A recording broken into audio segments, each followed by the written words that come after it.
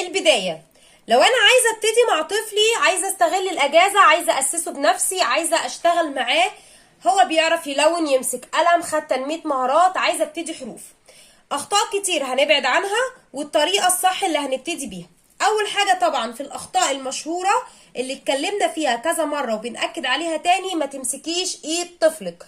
مش عارف يمسك القلم، بيدوس عليه، بيمسكه ببطء شديد، بيبقى ايده معوجة. كل الحاجات دي طبيعية جدا، طفلك طبيعي زي الفل، وحاجات عرضية بتحصل لكل الاطفال في بداية التأسيس.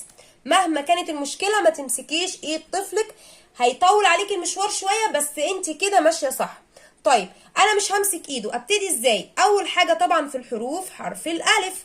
حرف الالف حرف لذيذ وبسيط وبنشتغل معاه، ومن اكتر حاجة بتميزه انه ما فيهوش نقط، لان النقط في الحروف في اللغة العربية عقدة الاطفال كلها، وده اللي بيميز الحساب عن العربي. الحساب اسهل لان ما فيش نقط.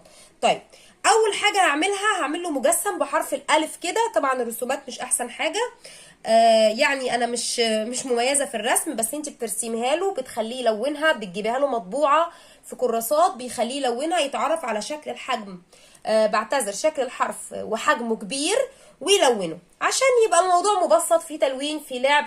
الكلمات الدالة على الحرف قلنا مفيش حاجة اسمها ألف أسد. أنا بقول الأسد، اسم الأسد بيبتدي بحرف الألف، وبقول له كلمة أسد أهي. هو طبعا مش فاهم كلمة أسد، لسه ما خدناش حروف وأشكال ولا أي حاجة، وبعمل له دايرة على حرف الألف. كلمة أرنب، ولو اسم الطفل كمان في ألف، أقول له اسمك أحمد، اسمك بيبتدي بحرف الألف مثلا يعني، أو اسم بابا. يبقى أنا ببتدي معاه، ما بقولش ألف أسد، ما بقولش ألف أرنب، ما بمسكش إيده، بعمل له مجسم بالحرف. طبعا العواميد أساس طفلي مع التدريبات، بس أنا لسه في البداية. هشتغل العمود مع الطفل. أنا عارفة إن اللي هقوله صعب، بس صدقيني هترتاحي قوي قدام. لو عودتي طفلك يكتب الحرف بشكل صحيح على السطر، ودي حاجه تقيله شويه، هترتاحي قوي لما تمشي في مشوار التاسيس مع طفلك. يعني ايه؟ يعني حرف الالف فوق السطر، والهمزه ما بتمسكش في الواحد بتاع الالف.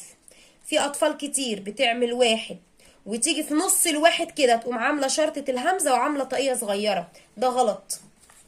انا عارفه ان الشكل اقرب للصحيح، عارفه ان اسهل، عارفه ان ما صدقنا، بس صدقيني انت بتتعبي شويه عشان ترتاحي قدام.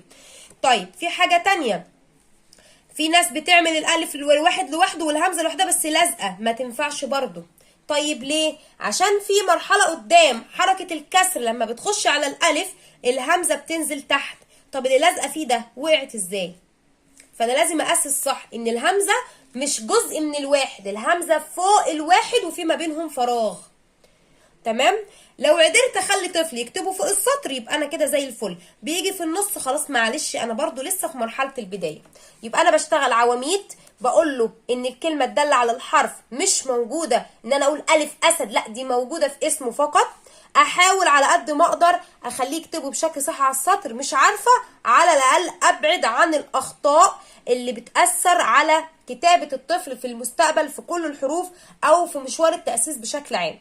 خد الحرف لونه، ابتدي اديله تدريب بسيط ان هو يوصل الحرف بالمثيل بتاعه مثلا، او يوصل الحرف بالصورة الدالة عليه اللي هو الاسد. وطبعا بعتذر مرة تانية عشان الرسم مش احسن حاجة. بتبقى تدريبات بسيطة، كل ما الحروف الحصيلة بتاعتها بتزيد، في حرف السين، في حرف الدال، في حرف العين، في حروف متأخرة، عندي كمية من الحروف كويسة، بدي تدريبات اكتر واكتر.